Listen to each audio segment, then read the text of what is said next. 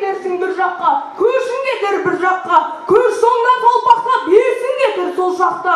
Сонау келгендегі қалқайған дуылғалы басың кетер.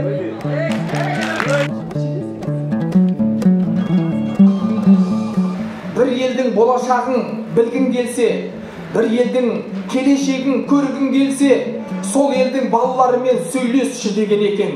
Мен қазір кез келген осы жердегі баламмен сөйлессем, аузынан Ақтанбердінің өлеңдері ақтарылады, жүрегінен Жиенбеттің жырлары төгіледі, буырқаны бұқар жаудың толғауларын оқиды. Осындай балалар барда, осындай ұлағатты ұрпақ барда, қазақ өлмейді, мәңгі жасайды. Бесінші тілектеріңіз, 5 уақытта 5 намаз, біреуін қаза қылмасқа. Қанын ішіп қамбаққа, жанын отқа салмаққа. Ханымыз отыр ағырып, жақсы болсаң сенімен табысқалы келгенмін. Тақдалара бұзана, қара қора бас болып, қалуда болай тұрасы.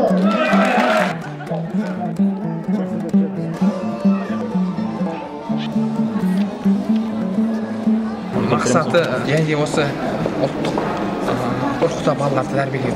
Кешегі Бұқар, Асан Қайғы, Қазтуғанның мұраларын білген балалар, олар әрқашан ұлтын, елін, халқын сүйетін және де ұлттық рухта тәрбиеленген балалар болады.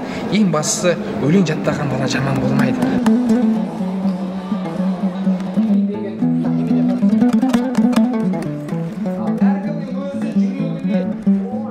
Әлемді түгел көрсе де, алтын үйге кірсе де, аспанда жұлдыз аралап, ай нұрын ұстап білсе де.